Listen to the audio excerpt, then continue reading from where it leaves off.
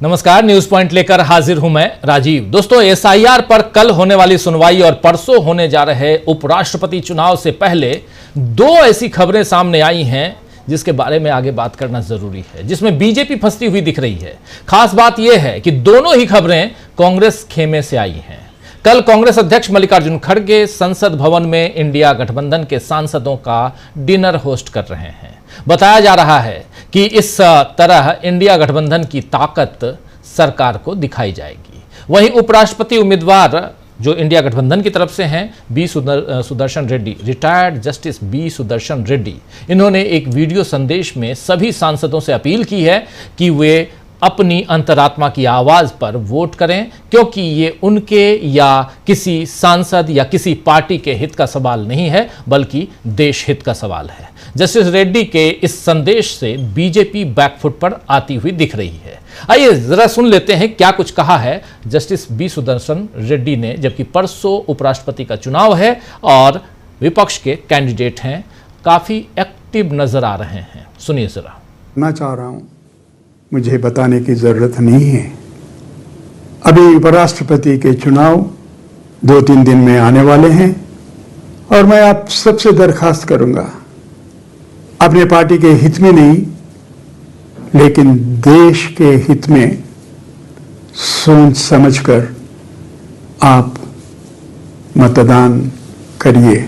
मुझे पूरा विश्वास है आप जो भी निर्णय लेंगे वो मेरे हित में और आपके हित में नहीं, लेकिन देश के हित में आपका निर्णय होगा। जो भी आपका निर्णय होगा मैं स्वीकार करने के लिए तैयार हूं। ये देश आपकी है, मेरी है और अपने सबकी है।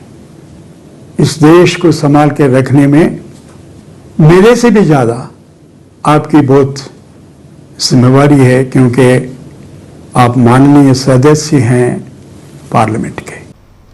तो सुन रहे थे, इस संदेश में ना कोई राजनीति है, ना किसी पर आरोप है, तो इसका विरोध बीजेपी को करना मुश्किल हो जाएगा। वैसे भी अब असदुद्दीन ओवैसी ने भी कहा है कि वो जस्टिस रेड्डी का साथ देंगे। वैसे परसों तक और कितने सांसद जस्टिस रेड्डी के साथ खड़े हो जाएंगे, अब बीजेपी इसका अनुमान नहीं लगा पाएगी। फिलहाल बीजेपी 2 दिन की कार्यशाला में व्यस्त है। आज इसमें 2047 तक विकसित भारत की ओर और सांसदों की ओर से सोशल मीडिया का प्रभावशाली उपयोग, इन 2 विषयों पर, एक ये कि 2047 तक विकसित भारत की ओर, अब आप लोग रट चुके होंगे 2047 का राग जो अलापा जा रहा है। दूसरी तरफ है सोशल मीडिया का प्रभावशाली उपयोग कैसे करें सांसद। ये 2 विषय हैं। इन दोनों विषयों पर एनडीए सांसदों, खासकर एनडीए नहीं, माफी चाहूंगा, बीजेपी के सांसदों का प्रशिक्षण हो रहा है। और वहीं कल पूरा फोकस जो है वो मंगलवार यानी 9 सितंबर को होने वाले उपराष्ट्रपति चुनाव की तैयारियों पर भी होगा। इसी में ये जो कार्यशाला चल रही है, जिसमें नरेंद्र मोदी पीछे बैठे हुए थे और आज दिन भर उसी का गुणगान होता रहा। खैर, यानी बीजेपी ने डिनर तो कैंसिल कर दिया, जेपी नड्डा ने डिनर कैंसिल कर दिया और डिनर कैंसिल कर दिया इधर नरेंद्र मोदी ने, कह के ये कि बाढ़ है। लेकिन जब सांसदों को समझाने और उनको अपनी तरफ अपने खेमे में करने की गुंजाइश अगर दिखाई दे रही है तो उसके लिए कार्यशाला कर दिया। ये मौका नहीं छोड़ रहे हैं। इस बार उपराष्ट्रपति चुनाव काफी दिलचस्प हो गया है दोस्तों। वही अब पिछले चुनावों की पोल खुल रही है तो चुनाव आयोग और बीजेपी फंस रहे हैं। दोनों शुरू में जिन 2 खास खबरों का मैंने जिक्र किया कि 2 खबरें हैं, एक चुनाव आयोग एसआईआर का मामला, दूसरा उपराष्ट्रपति का मामला। तो दूसरी खबर की अब बढ़ते हैं दूसरी खबर की तरफ। उसमें दूसरी खबर वोट चोरी की है, जो एक बार फिर कर्नाटक में ही पकड़ाई है। आप जानते हैं कि राहुल गांधी का पहला एटम बम महादेवपुरा जो सीट है उसको लेकर ही फोड़ा गया था। और अब ऐसी ही खबर कर्नाटक की अलंद विधानसभा सीट से आई है। अलंद विधानसभा सीट में 2023 चुनाव से पहले करीब 6000 मतदाताओं के नाम इसी तरह से हटाने की कोशिश की गई थी। इन मतदाताओं को पता भी नहीं था और किसी ने नाम हटाने के लिए फॉर्म 7 भर दिया। शिकायत पर सीआईडी ने जांच शुरू की, लेकिन अभी यह पता नहीं चला है कि ऐसा करने की किसने साजिश रची। आपको बता दें कि 2023 में तत्कालीन कांग्रेस प्रत्याशी बी.आर. पाटिल को सूचना मिली कि कई वोटरों को बिना जानकारी के उनके नाम हटाने के लिए फॉर्म 7 जो है वोटर डिलीशन फॉर्म कहलाता है, यानी आप अपना नाम हटवाना चाहते हैं तो वो फॉर्म 7 आप भर दीजिए, वो जमा किए गए कई लोगों के नाम से। आज दरअसल ये जो आपके सामने हम ये खबर रख रहे हैं, ये खबर द हिंदू की रिपोर्ट है। द हिंदू अखबार की रिपोर्ट के अनुसार एक बूथ लेवल अधिकारी यानी बीएलओ को अपने ही भाई का नाम हटाने का फॉर्म मिला, जबकि उस व्यक्ति ने कभी आवेदन नहीं किया था। यहां से भंडाफोड़ हुआ। नाम हटाने का फॉर्म उसी गांव के एक मतदाता के विवरण का इस्तेमाल कर भरा गया था। पड़ताल में पता चला कि न तो मतदाता ने और न ही उस गांव के दूसरे मतदाता ने कोई फॉर्म 7 भरा था। जांच में पता चला कि कुल 6018 फॉर्म 7, जी हां, कुल 6018 फॉर्म 7 जमा किए गए थे, जिनमें से सिर्फ और सिर्फ केवल और केवल 24 ही वैध थे, बाकी सारे अवैध थे, फर्जी थे, लेकिन भरे गए और इसलिए क्योंकि नाम काटना था। बाकी सभी फर्जी थे और मुख्य रूप से कांग्रेस समर्थक वोटरों को निशाना बनाया गया था। नाम काटने के लिए फॉर्म 7 जो भरा गया था वो सिर्फ और सिर्फ कांग्रेस के जो समर्थक वोटर थे, जो कांग्रेस को वोट देते आए थे, उनके नाम काटने के लिए ये फॉर्म दिए गए थे। किसने फॉर्म भरा ये नहीं बताया गया। बी.आर. पाटिल ने 21 फरवरी 2023 को अलंद पुलिस को शिकायत दर्ज कराई, जिसके बाद 2018 में भाजपा प्रत्याशी से महज 697 वोटों से हारने वाले बी.आर. पाटिल ने 2023 चुनाव में, जो कर्नाटक का चुनाव हुआ था, 10,348 वोटों से जीत हासिल की। और बी.आर. पाटिल यहां कहते हैं, उसी रिपोर्ट के आधार पर यह बातें मैं आपके सामने रख रहा हूं, बी.आर. पाटिल कहते हैं कि अगर समय रहते मैंने इस फर्जीवाड़े को रोका नहीं होता तो मैं ये चुनाव हार जाता, मेरा जीतना बहुत मुश्किल हो जाता। बी.आर. पाटिल चुनाव तो जीत गए, लेकिन इस मामले की जांच पूरी अभी तक नहीं हो पाई है। इसे कर्नाटक पुलिस के क्रिमिनल इन्वेस्टिगेशन डिपार्टमेंट यानी सीआईडी को सौंप दिया गया। मतदाताओं के नाम हटाने के लिए फर्जी फॉर्म जो है वो ईसीआई के नेशनल वोटर सर्विस पोर्टल यानी एनवीएसपी और नेशनल वोटर हेल्पलाइन ऐप यानी वीएचए और गरुड़ ऐप के जरिए जमा किए गए थे। ये अलग अलग ऐप के जरिए, ये नहीं कि एक ही जगह, अलग अलग पोर्टल के जरिए जमा किया गया था कि मेरा नाम हटा दो, इसलिए क्योंकि मैं यहां से शिफ्ट हो गया, कुछ और हो गया। किसने किया ये नहीं पता था। ईसीआई ने तकनीकी डाटा साझा नहीं किया तो अब जांच में रुकावट आ रही है। मतलब ये कि सीआईडी जो जांच कर रही है वहां कर्नाटक में अलंग सीट पे, वहां पर अब ईसीआई ने, इलेक्शन कमीशन ऑफ इंडिया ने टेक्निकल डाटा साझा करने से मना कर दिया है। जांच में रुकावट आ गई है। इसी मसले पर कांग्रेस अध्यक्ष मल्लिकार्जुन खड़गे ने इस पर फिर से बीजेपी और चुनाव आयोग को घेरते हुए आज एक पोस्ट किया है। उस पोस्ट में लिखते हैं मल्लिकार्जुन खड़गे कि मई 2023 विधानसभा चुनाव से पहले अलंद विधानसभा क्षेत्र में बड़ी संख्या में मतदाता सूची से नाम हटाए गए थे। इसको लेकर जांच की जा रही है। चुनाव आयोग ने शुरुआत में कुछ दस्तावेज जरूर दिए, लेकिन अब अहम सबूत देने से इनकार कर रहा है, जिससे असली गुनहगारों को बचाया जा सके। चुनाव आयोग भाजपा के दबाव में आकर जानकारी साझा नहीं कर रहा है।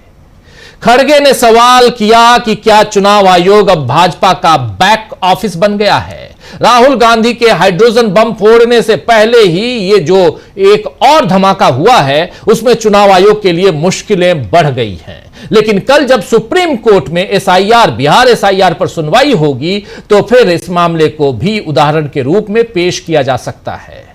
तो आप देख लीजिए दोस्तों, एक तरफ उपराष्ट्रपति चुनाव और उसमें फंसी हुई भाजपा, दूसरी तरफ कांग्रेस का यह धमाका है।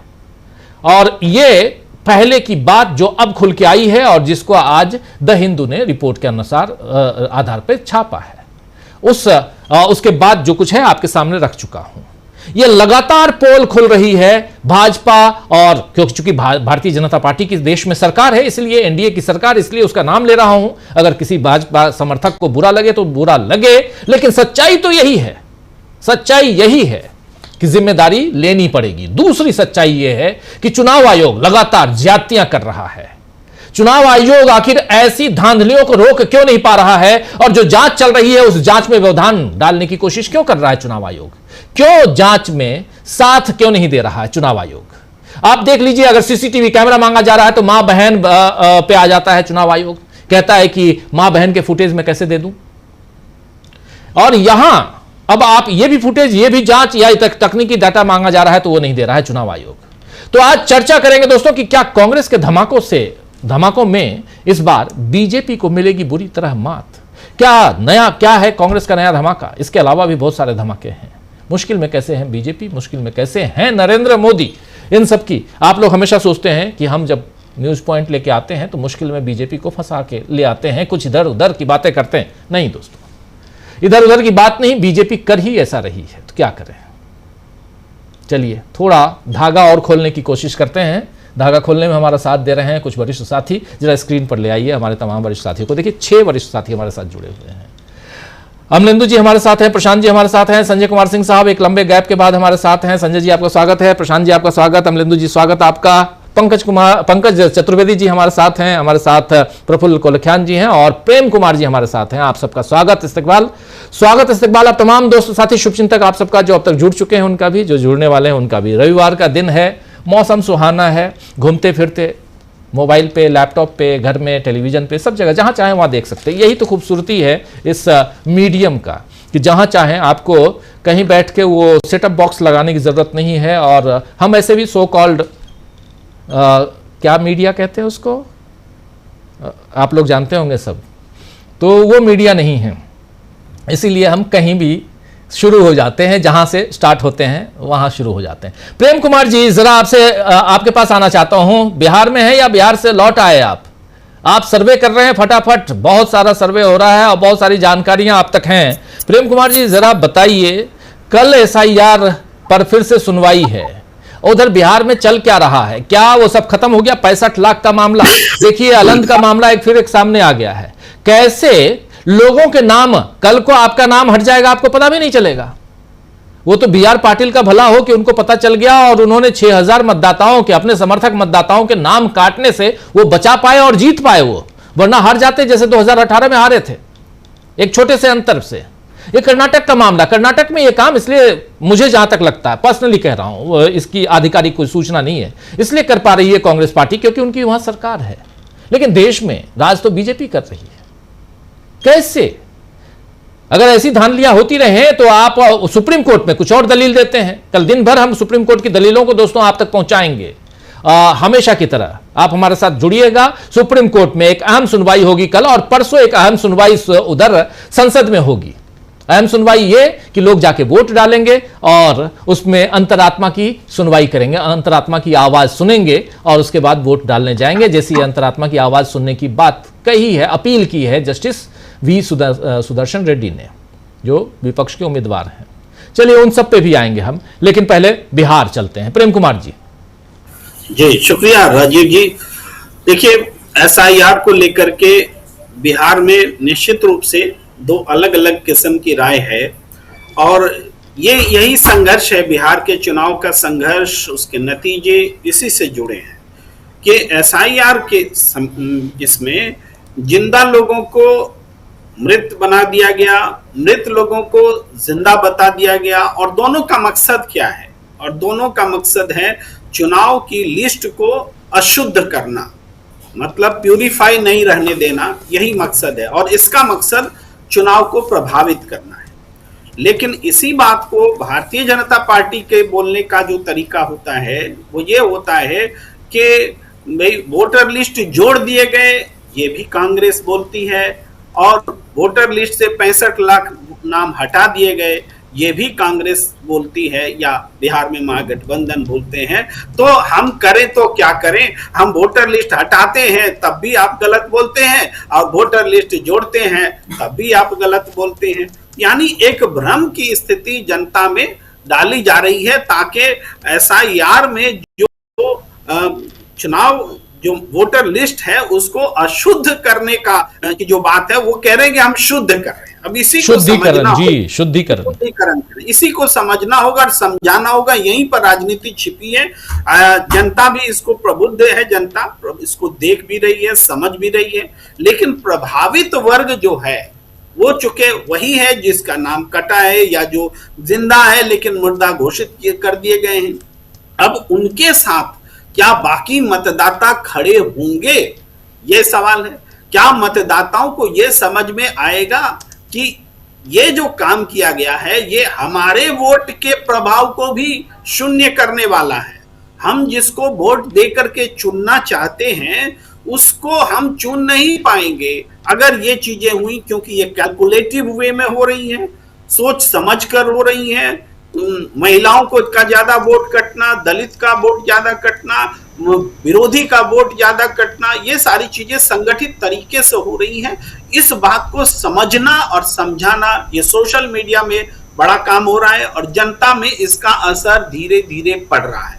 अब हम जब ये दावा करें कि जनता में इसका असर पड़ रहा है तो इसके प्रमाण भी हमें देने चाहिए। भाई देखिए, आज ही एक सभा हुई, नीतीश कुमार भी मौजूद थे, आपको सम्राट चौधरी भी मौजूद थे, बक्सर इलाके में सभा हुई और उसके वीडियो वायरल हैं, सबके सामने आ रही हैं। पूरी की पूरी कुर्सियां खाली हैं, नेता मंच पर हैं, कुर्सियां खाली हैं। तो ऐसे दृश्य अगर आज उपस्थित हो रहे हैं कि सत्ताधारी दल जिसमें मुख्यमंत्री उप मुख्यमंत्री दोनों बैठे हो उस सभा में कुर्सियां खाली हैं, तो ये बता रही हैं कि जनता का जो आकर्षण है बिल्कुल खत्म हो गया है एनडीए सरकार के प्रति।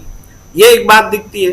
दूसरी तरफ हमने हाल में देखा कि राहुल गांधी की जो यात्रा हुई या तेजस्वी जो सभाएं कर रही हैं उसमें भीड़ जबरदस्त तरीके से आ रही है, आकर्षित होकर के आ रही है। वो वैसी भीड़ नहीं है कि स्कूलों में छुट्टियां कर दो, कॉलेज में छुट्टियां कर दो, प्रशासन को बोलो कि लोगों को लाने के लिए बसें लगाएं, फूड के पैकेट्स दें, इस तरह की भीड़ वो नहीं थी। तो जाहिर बात है कि बिहार में जनता में एक अग्रेशन, जनता में एक बात जो है वो एसआईआर को लेकर के पैदा हुआ है। ये बात है। इस पर इसी के प्रभाव को कम करने के लिए वो गाली वाली घटनाओं का इतना ज्यादा उसका ये हो रहा है, उस पर चर्चा हो रही है मानो कि देश में ये देश तो गाली देता ही नहीं है एक दूसरे को। आप घर से बाहर निकल अभी भी बिहार में अभी भी चर्चा है क्या इस गाली वाली घटना की?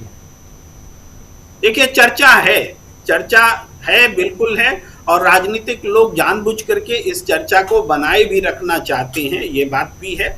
चर्चा है। जो लोग मोदी के समर्थक हैं वो लोग ये मानते हैं कि गाली देकर के अच्छा काम नहीं हुआ है, लेकिन बहुत सारे लोग ये सवाल पूछते हैं जो हम बात कर रहे हैं कि गाली देना, क्या हिंदुस्तान में गाली देना खत्म हो गया है? क्या नरेंद्र मोदी जी को जिसने गाली दी वो इतना बड़ा मुद्दा, एक व्यक्ति को गाली दी उसको सजा दीजिए। क्या नरेंद्र मोदी स्वयं गालियां नहीं देते रहे हैं? बहुत सारी बातें हैं जो जुड़ करके उस सवाल को, जो डेमोक्रेसी को बचाने का सवाल है, इसको डाइल्यूट करने के लिए क्या यह मुद्दा खड़ा किया गया है? इस पर भी बहस है। बहस ही खत्म हो जाएगी, चर्चा ही खत्म हो जाएगी, तब तो बात खत्म हो जाएगी। चर्चा गर्म है, दोनों तरफ से चर्चा हो रही है और यही इस समय राजनीति का अहम ये है। एक बात और बहुत संक्षेप में बोलूंगा, आगे मौका मिलेगा तो और कहूंगा कि आज 7 सितंबर है और आज भारत जोड़ो यात्रा के 3 साल पूरे हो गए हैं और भारत जोड़ो यात्रा ने, राहुल गांधी ने एक तरह से स्वयं को रिकवर किया।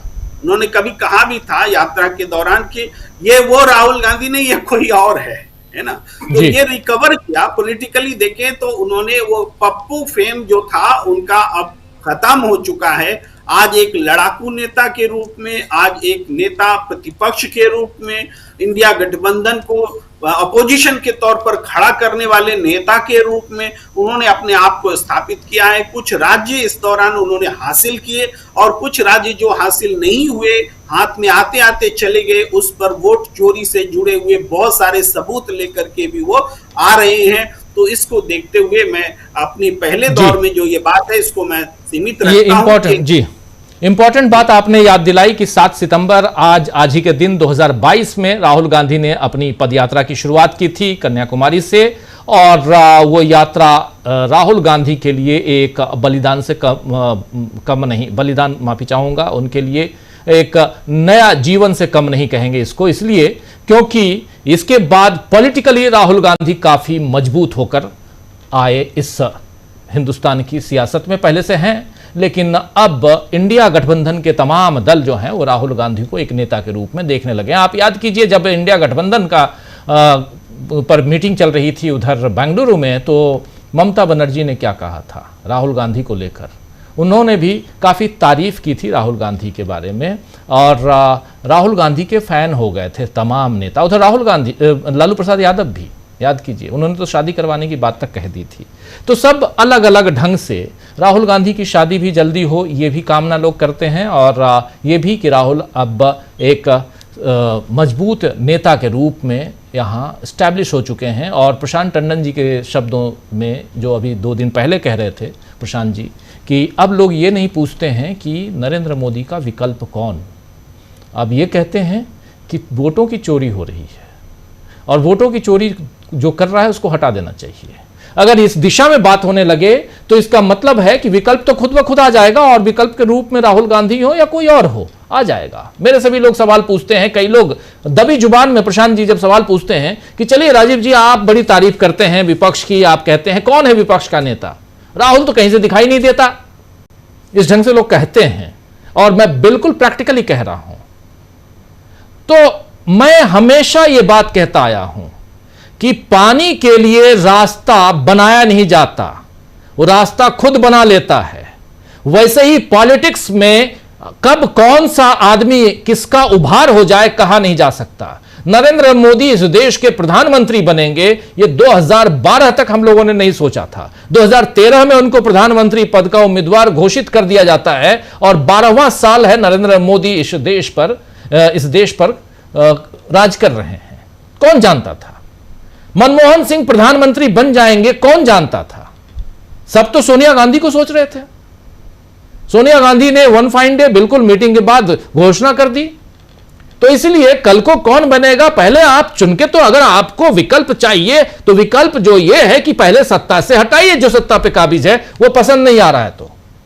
लेकिन सत्ता से हटाने के लिए ऐसी चोरियों को रोकना, और प्रशांत जी द हिंदू की रिपोर्ट जो बता रहा था अभी मैं, जिस पर मल्लिकार्जुन खड़गे का ट्वीट भी है, उनका बयान भी है, यह भी उसी की एक कड़ी है। अब यहां से यह जरूरी है जानना कि इस देश में 48 से 50 सीटें जो कांग्रेस पार्टी या विपक्ष का कहना है कि इतनी चाहिए थी सीटें, और उन सीटों पे खेल कर दिए नरेंद्र मोदी। अब तो अगर अगला हाइड्रोजन बम उन्हीं सीटों को लेके आ गया, जिसमें वाराणसी भी एक सीट हो सकता है, उन्हीं सीटों को अगर लेके आ गए, तब तो बहुत बड़ा हाइड्रोजन बम होगा। और ये अलन तो कुछ भी नहीं दिखाई दे रहा है। लेकिन ये सचेत रहने की जरूरत तो है कि आपका नाम, मेरा नाम, प्रेम कुमार जी का नाम, पंकज जी का नाम, संजय जी का नाम, या प्रफुल्ल कोलकियाना या अमलेंदु जी का नाम अगर कोई काट दे तो हम लोगों को पता ही नहीं चलेगा कौन कहां कटवा रहा है। वोटर लिस्ट में हम हैं ही नहीं। प्रशांत जी, कैसे, कितना चिंतित हुआ जाए इन चीजों से, और कितना अलर्ट रहा जाए? कहने की जरूरत है, चिंतित होने की जरूरत नहीं राजीव जी। मैं तो बिल्कुल भी चिंतित नहीं हूं। चिंता तो अब आरएसएस बीजेपी के खेमे में होनी चाहिए। देखिए, इस राउंड पे मैं जरा जो राहुल गांधी की भारत जोड़ो यात्रा के बाद की राजनीति है जी, और आरएसएस के जो 100 साल हुए हैं, ये भी घटना हुई है इस देश में, इस पे बात रखूंगा। और एक अमेरिका में क्या हो रहा है उसका भी सीधा असर भारत की राजनीति में पड़ता है।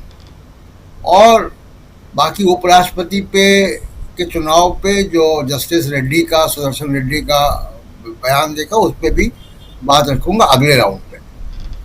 देखिए, राहुल गांधी की भारत जोड़ो यात्रा के बाद, अब 3 साल बाद जब हम लोग ये डिस्कस कर रहे हैं, तो भारत की राजनीति 180 डिग्री टर्न ले चुकी है।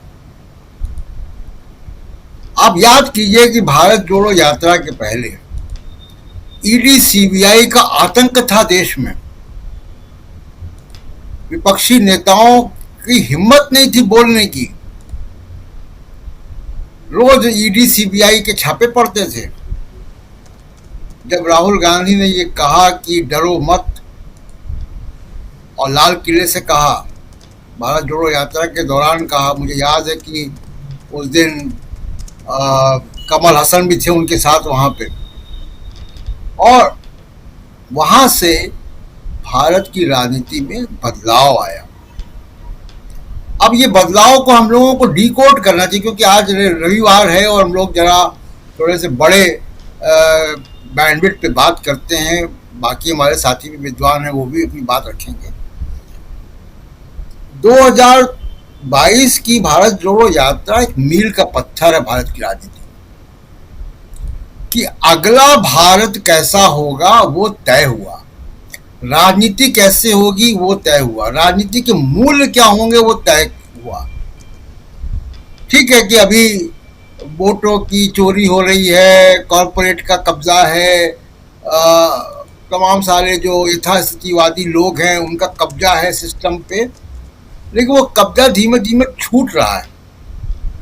मैं एक एग्जांपल देता हूं। अभी 3-4 दिन पहले की बात है, पश्चिम बंगाल के मटुआ समुदाय के लोग राहुल गांधी से मिले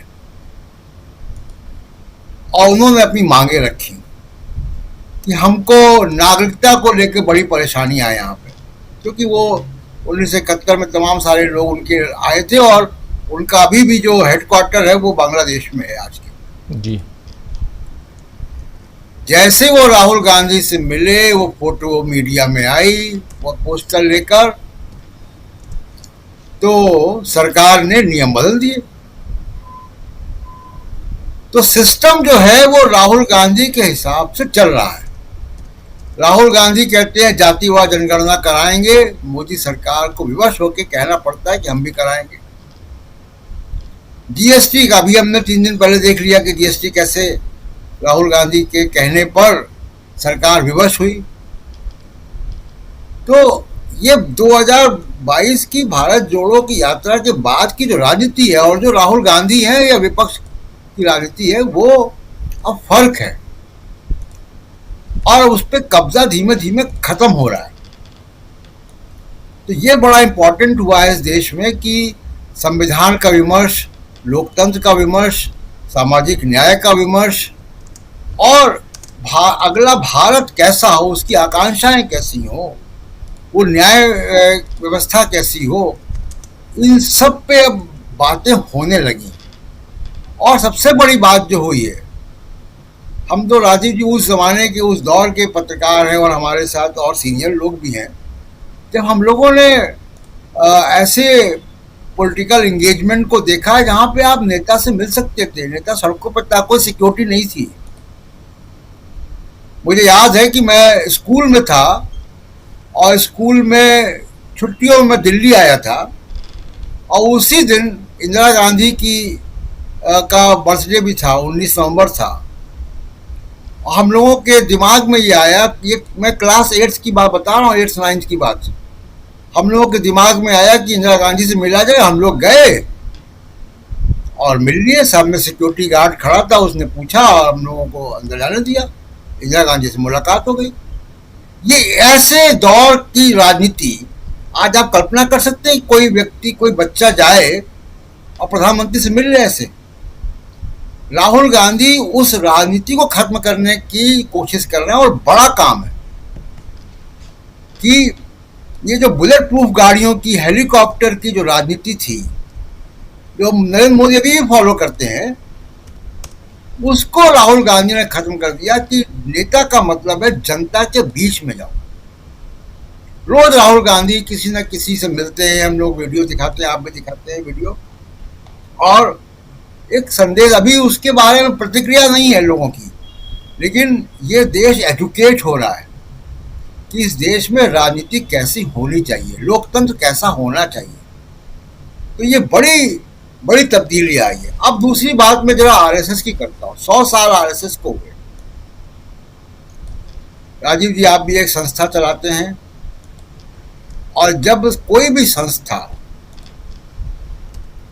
एक मील का पत्थर तय करती है, मैं भी 20 संस्थाओं में रहा हूं, एक बात कही जाती है ऑर्गेनाइजेशनल डेवलपमेंट प्लान जी, हम लोग तय करते हैं कि किसी संस्था को 10 साल हो गए, 20 साल हो गए, 25 साल हो गए, आगे का उसका रास्ता क्या है। आगे का उसका विजन क्या है, अगले समाज की उससे अपेक्षाएं क्या है। 100 साल हो गए आरएसएस को, और 100 साल बाद मोहन भागवत का विजन क्या है। जरा हम लोग ये देखिए कि अगले 20 साल में समस्याएं क्या होंगी भारत की। सबसे बड़ी समस्या होगी अर्बनाइजेशन, शहरीकरण, और बेतरतीब शहरीकरण, जिसका खामियाजा हम बाढ़ में अभी देख रहे हैं कि कैसे पानी घुस रहा है और कैसे बिल्डिंगें गिर रही हैं। तो क्लाइमेट चेंज, ये भविष्य की चिंताएं हैं। रोजगार, ये भविष्य की चिंताएं हैं। सामाजिक न्याय, रिप्रेजेंटेशन, महिला सशक्तिकरण, ये भविष्य की चिंताएं हैं। भविष्य का जो समाज होगा वो इन सब चीज़ों पे अपना ध्यान दे रहा होगा। आर्टिफिशियल इंटेलिजेंस, टेक्नोलॉजी कहाँ जाएगी, रिसर्च क्या होगा। और उस 100 साल पूरे करने पर आरएसएस प्रमुख क्या सलूशन दे रहे हैं? 3 बच्चे पैदा करो जी। ये इंटेलेक्चुअल बैंक्रप्सी है। एक संस्थान जो 100 साल का हो गया, उसके पास भारत के भविष्य का कोई रोड मैप नहीं है। उसके लोगों की सरकार है, तीसरी बार है लगातार, और उस संस्थान के पास भारत के समाज का, भारत के राष्ट्र का सुरक्षा कैसी हो, फॉरेन पॉलिसी कैसी हो, आर्थिक नीतियां कैसी हो, समाज किस दिशा में जाएगा, समाज को क्या चाहिए, अंधविश्वास, कुरीतियां, हिंसा, इसको बढ़ावा देते हैं। और कोई भविष्य का रोड मैप नहीं है इस आरएसएस के पास। मैं कहूँगा कि आरएसएस का 100 साल के बाद जो नरेंद्र मोदी ने लाल किले से कह दिया इनके बारे में कि ये एनजीओ है, वो एनजीओ ही बनकर रह गया है। इसलिए मैंने कहा कि चिंता की बात नहीं है, अलर्ट रहने की बात है। एक संस्थान जो 100 साल का हो गया, वो हिंदू मुसलमान झगड़े में पड़ा हुआ है, वो अंधविश्वास और कुरीतियों में पड़ा हुआ। कब बताइए आरएसएस ने जो है वो अंधविश्वास या कुरीतियों के खिलाफ आवाज उठाई? एक ही मामला ले, दहेज का मामला, कब उठाया? उल्टे महिलाओं को घर में रहना चाहिए, महिलाओं को चौका चूल्हा करना चाहिए, यही बातें वो करते हैं जी। तो ये आरएसएस की इंटेलेक्चुअल बैंक्रप्सी दिखा रहा है। और राहुल गांधी ने देश के सामने भविष्य का विजन रखा है। ये तुलना है, ये भारत के बुद्धिजीवियों को करनी चाहिए। जी राजीव जी बिल्कुल। 2022 7 सितंबर भारत जोड़ो यात्रा की शुरुआत होती है। एक लंबी यात्रा चलती है, पैदल यात्रा। उसके बाद दूसरी यात्रा भी उसके अगले साल 2023 में और 2024 में इलेक्शन के समय, क्योंकि 2023 में ये खत्म होता है, यात्रा खत्म होती है जनवरी के महीने में 31 जनवरी को। वहाँ 30 जनवरी को गांधी जी की शहादत दिवस श्रीनगर में यात्रा समाप्त होती है। उसके बाद ठीक अगले साल जनवरी महीने में ही एक नई यात्रा राहुल गांधी शुरू करते हैं। वो है पूरब से पश्चिम की ओर, यानी मणिपुर से लेकर मुंबई तक की यात्रा, जिसमें अरुणाचल और तमाम उधर का जो पूर्वोत्तर के राज्य हैं उसको कवर करते हुए राहुल गांधी पहुंचते हैं। बिहार कवर करते हुए पहुंचते हैं इधर मुंबई। तो एक ज़बरदस्त वैसी यात्रा जिसमें पूरे हिंदुस्तान को नाप देना, और उसके बाद भी उनकी यात्रा अलग अलग ढंग से अनवरत यानी जारी रहती है। और एक अलग राजनीति राहुल गांधी की के तरफ से जिसकी शुरुआत होती है, और उसको फॉलो करने की कोशिश दूसरे दलों के नेता भी करते हैं। नरेंद्र मोदी बहुत बार उस साइड जाने की कोशिश करते हैं, लेकिन विलासिता भोगी इंसान जब होता है तो फिर वो उधर जा नहीं पाता है, शरीर अलाउ नहीं करता है। भले आप सुबह 4:30 बजे, 4 बजे या सिर्फ 3 घंटे सोकर योगा करें, 18 घंटे काम करें, आम चूस के खाएं, छील के खाएं, जैसे भी खाएं, लेकिन आप वो काम नहीं कर पाते हैं जो काम एक स्पोर्ट्समैन करता है। राहुल गांधी स्पोर्ट्समैन है, आप जानते हैं। और उसमें राजनीति का चस्का अगर लग जाए तो फिर बात ही को चाशनी कह लें तो ज़्यादा अच्छा है, वो तो एक अच्छा हो जाता है। लेकिन क्या यहां से सियासत अब वहां से आगे बढ़ते बढ़ते राजनीति जो है वो यहां आ चुकी है कि आखिर दर्द कहां है? दर्द जो है वो देने वाला कौन है? दर्द देने वाला चुनाव आयोग है, जो मिला हुआ है सत्ता पक्ष से। और ये बात बता दी गई है। अब यहां से इस राजनीति में क्या परिवर्तन आने जा रहा है, उसकी चर्चा जरूरी है, जिस तरफ इशारा कर रहे थे हमारे साथी प्रशांत टंडन जी। जरा पंकज जी आपके पास भी आना चाहता हूं। पंकज जी, क्या आप भी देखते हैं कि सियासत बहुत तेजी से बदल रही है हमारे देश की? उपराष्ट्रपति का चुनाव, इसको किस हिसाब से देखा जाए? और इस चुनाव में भी उस सियासत को आज देखिए, असदुद्दीन ओवैसी ने भी कह दिया कि हम आपका साथ देने के लिए तैयार हैं। विपक्ष लगभग साथ दे रहा है। अब यह अलग बात है कि सत्ता पक्ष के पास उतनी सत्ता तक पहुंचने के लिए, अपने कैंडिडेट को जिताने के लिए है, बहुमत का आंकड़ा है उनके पास।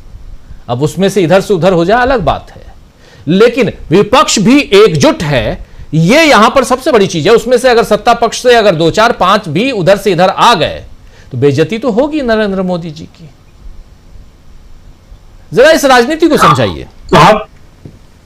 कहा तो यह जा रहा है कि जो एनडीए का जो भोज निरस्त किया है, इसीलिए किया है क्योंकि उसको एनडीए के कुछ घटक दलों के सांसदों के न आने की संभावना थी, और यदि 1 या 2 भी अनुपस्थित होते तो भारतीय जनता पार्टी के लिए मॉरली, जिसको कहते हैं, वैसे भी मॉरल है नहीं, उस नैतिकता की हार हो जाती, इसलिए उन्होंने उसको निरस्त किया। ये बहुत लेकिन दिल्ली में बहुत चर्चा आम है। अब आप देखिएगा कि भारत के उपराष्ट्रपति के चुनाव में के.आर. नारायणन के बाद में सबसे अधिक वोट से जीतने वाले धनखड़ जी थे। अभी तक जो 3 उपराष्ट्रपतियों ने समय से पहले इस्तीफा दिया, उसमें से जो 2 उपराष्ट्रपति थे इससे पहले के, उन्होंने केवल राष्ट्रपति का चुनाव लड़ने के लिए इस्तीफा दिया। यह भारत के लोकतंत्र के इतिहास की पहली घटना है कि एक उपराष्ट्रपति रहस्यमयी तरीके से इस्तीफा बीच रास्ते में दे देता है, और वो उपराष्ट्रपति इस्तीफा दे देता है तो उपराष्ट्रपति से ज्यादा बीजेपी का कार्यकर्ता बन के अपने पद को संभाल रहा है। इसमें कहीं कोई शक नहीं है कि एनडीए घटक दल में इस चीज को लेकर बहुत भय है कि यदि उनको उनके निर्धारित से कुछ कम वोट मिले तो वो एक भविष्य के लिए बड़े खतरे की घंटी होगा। एक चीज। दूसरा चीज, आज जिस प्रकार से द हिंदू की रिपोर्ट को लेकर बंगलोर की चर्चा है, ठीक वैसी चर्चा पता नहीं क्यों महाराष्ट्र की क्यों नहीं हो पा रही है। महाराष्ट्र के चंद्रपुर जिले में 1 महीने पहले वहां के कांग्रेस के पार्षद ने ऑन रिकॉर्ड बताया कि जिले का एक कस्बा गुग्गसू कस्बे के केमिकल वार्ड में एक सचिन बांदुरकर का बंद मकान था। उस मकान में 119 मतदाता रजिस्टर्ड किए थे जी। एक पीपरी नाम का गांव है, बहुत छोटा सा गांव है, 50 घरों का। उसमें मकान नंबर 0 और 110 मतदाता रजिस्टर्ड किए गए। इसकी जब शिकायत की गई तो नाम हटा दिए गए। लेकिन इससे बड़ा केस अभी 4 दिन पहले उजागर हुआ। चंद्रपुर जिले में एक राजुआ इलाका है। राजुआ इलाके में 1 से 17 अक्टूबर 2024 के बीच में ऑनलाइन 7592 आवेदन प्राप्त होते नए मतदाता के पंजीयन के। और वो जो उस इलाके का निर्वाचन अधिकारी तहसीलदार था, वो शायद समझदार था, थोड़ा सा टेक्निकली जानता था, उसको कुछ शक लगा। उसने उन नए आवेदनों को देखना शुरू किया तो मालूम पड़ा उसमें अधिकांश में किसी में नाम गलत लिखा है, किसी में पिताजी का नाम गायब है, किसी में दस्तावेज नहीं है। उसमें से 6861 7592 में से 6861 आवेदनों को फर्जी मान के निरस्त किया गया। अब सबसे बड़ी चीज है, जितना आवेदन है, जिस प्रकार से कर्नाटका वाला केस बता रहे, सभी ऑनलाइन आए, गरुड़ और ऑनलाइन ऐप से। ठीक इसी तरीके से 7592 भी ऑनलाइन आए थे। जब वहां पर लोगों ने मांग की कि आप आईपी एड्रेस से ये पता करें कि आखिर कौन व्यक्ति है या कौन एक से अधिक व्यक्ति हैं जो इस प्रकार के फर्जी मतदाताओं को रजिस्टर्ड कर रहे हैं, तो जिला प्रशासन ने इस पे कोई मुकदमा कायम करने से या जानकारी देने से मना कर दिया।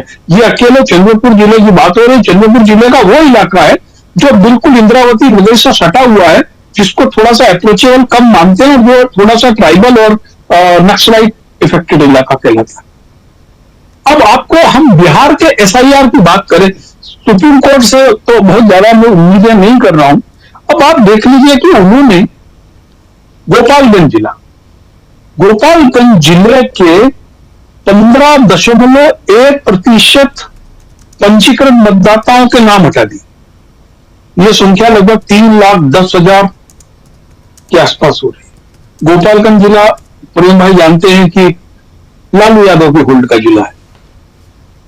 पटना में 3,95,000 वोटर के नाम हटाए, मधुबनी में 3,52,000, पूर्वी चंपारण में 3,16,000। और सबसे बड़ी चीज है कि जो मुस्लिम बाहुल्य 5 जिले हैं, उसमें करीबन 9.5 लाख वोटर हटाए गए। पप्पू यादव का इंप्रेशन वाला जो पूर्णिया है, उस पर 2,73,000 वोट हटाए गए। और जो मोटा मोटा एक आकलन हो रहा है, जो नाम हटाए गए उसमें 55% लोग जो हैं या तो 40 साल से कम उम्र के हैं या महिलाएं हैं।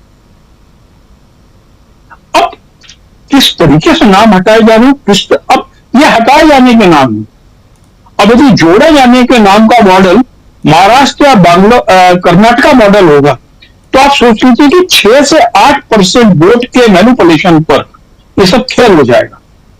और अभी तक जो मेरे पास खबर है, बिहार में यह कम से कम 3 फेज में चुनाव कराएंगे। 3 फेज में चुनाव करवाने का इनका मतलब ये होता है कि ये जो फर्जी वोटर्स हैं, उनको एक जिले से दूसरे जिले में शिफ्ट करते। ये जो मतदाता वाली इकाई है, इंक है, इसको हटाना आजकल बहुत सामान्य घटना हो गई है। और आमतौर पर इस प्रकार के मतदाता ऐसी जगह पर प्लेस किए जाते हैं जहां पर मीडिया की निगाह ना हो, थोड़ा सा बीएलओ जो दूसरी पार्टी का एजेंट है वो थोड़ा कमजोर हो।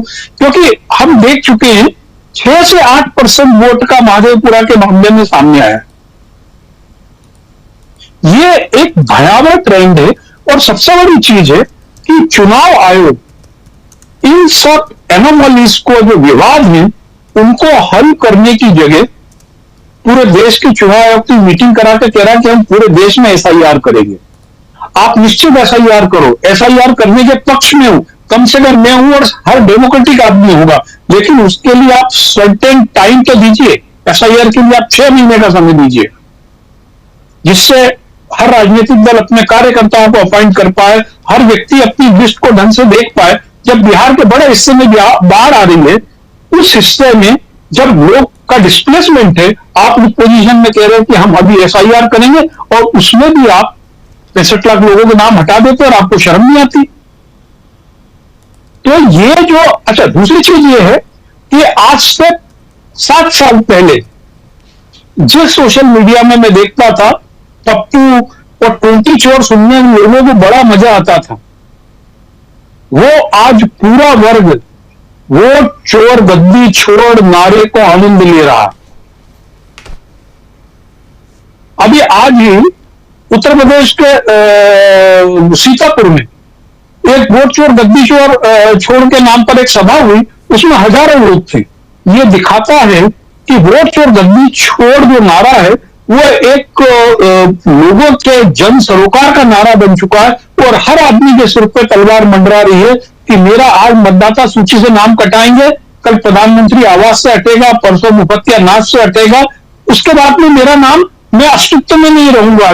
जैसे कई फिल्में आई हैं कि मैं मर गया हूं, मैं आप हैं कौन, आप तो मरे हुए आदमी। तो ऐसे ही मरे हुए आदमियों की लिस्ट तैयार कर रहे हैं लोग। तो ये एक जो वोट चोर गद्दी चोर यात्रा है, ये अकेले बिहार तक सीमित नहीं है। जाहिर है इसमें चुनाव तो नहीं होगा, लेकिन एक ये वोटर अवेयरनेस का एक मास कैंपेन पूरे देश में बन चुका है और लोग इस नारे को गंभीरता से ले रहे हैं। ये राजीव जी बिल्कुल आप सही कह रहे हैं कि ये गंभीरता से लिया जा रहा है। जरा संजय जी आपके पास आता हूं, फिर प्रफुल्ल जी आपके पास भी। संजय जी, क्या आप कैसे देख रहे हैं, यहां पर चुनाव आयोग की पोल खुल रही है, दूसरी तरफ कर्नाटक का ये दूसरा केस है, एक महादेवपुरा एटम बम के नाम से राहुल गांधी ने इसको फोड़ा था। लेकिन अलंद वाला मामला भी बहुत गंभीर है और ये एक तरफ इशारा कर रहा है कि कैसे आपके हमारे नाम वोटर लिस्ट से कटवाए जा सकते हैं फॉर्म 7 डाल के, और वो भी ऐप पे आप अपलोड कर दिए, फिर धीरे धीरे कट गया, नाम कटवा दिया गया। ये जो खेल हो रहा है, इस खेल से क्या जो उजागर हो रहा है, जो बात हम वोट चोर गद्दी छोड़ तक पहुंचा है एक नारे के जरिए, क्या यहाँ से जन जन तक ये बात पहुंच पा रही है? क्या जनता में ये अवेयरनेस है या जनता वो देख रही है कि मोदी जी को गाली किसने दी, उधर देख रही है? जनता में बात तो पहुंच रही है और राहुल गांधी उसके लिए जो काम कर रहे हैं, जैसे कर रहे हैं, वो भी पूरी तरह ठीक है। लेकिन जो उसमें रोड़े अटकाए जा रहे हैं, जो संवैधानिक संस्थाएं और सरकारी लोग जो रोड़े अटका रहे हैं, वो महत्वपूर्ण है।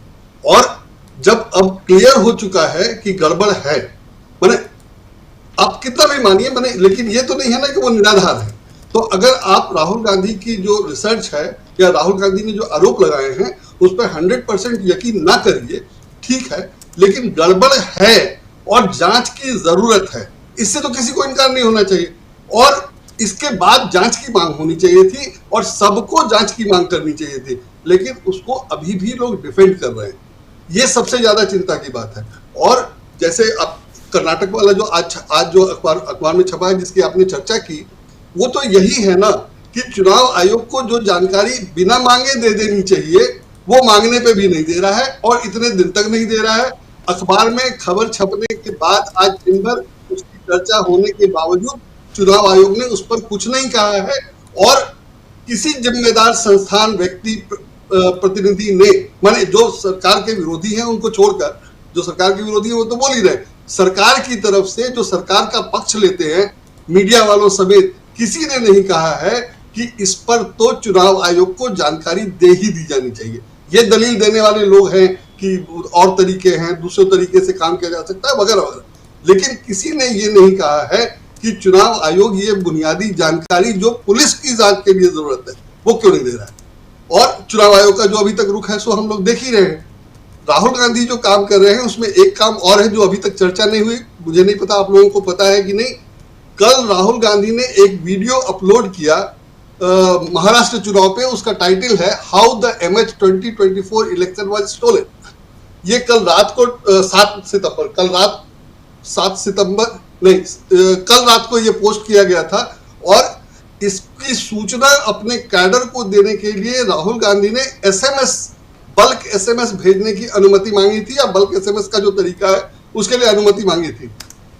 वो 70 मिनट में, खबर है कि 70 मिनट में ट्राई ने मना कर दिया कि वो अनुमति नहीं देंगे, क्योंकि इसमें कंटेंट रिलेटेड टू प्रोटेस्ट क्यों नहीं किया जा सकता है? डेमोक्रेटिक तरीका से अगर कंटेंट है, यूट्यूब पे बनाया गया है और यूट्यूब अपलोड कर रहा है, यूट्यूब के वैसे मना कर देता है तमाम चीजों को। तो जब यूट्यूब पे अपलोड हो गया और कांग्रेस विधिवत उसको बल्क SMS भेजने की अनुमति मांग रही है, तो ट्राई क्यों मना कर रहा है? और ट्राई ने मना कर दिया। ये खबर है, मैंने अभी आ रही है, अभी शुरू हुई है आनी, अभी मैंने थोड़ी देर पहले देखा कन्फर्म है और ये खबर है। तो ट्राई नहीं दे रहा है, पुलिस नहीं दे रही है, मैंने पुलिस तो और जगह की तो इंक्वायरी नहीं कर रही, कर्नाटक की पुलिस इंक्वायरी कर रही, तो इलेक्शन कमीशन डिटेल नहीं दे रहा है और कोई इस पे कह नहीं रहा है। जिम्मेदार लोगों की बात कर रहा हूं, जो मैं सरकार में या सत्ता में या जो सत्ता का समर्थन करते हैं, उसमें मीडिया वाले शामिल है। किसी ने ये नहीं कहा कि ऐसा नहीं करने से ये लगता है कि कुछ तो गड़बड़ है, इतना भी किसी ने नहीं कहा।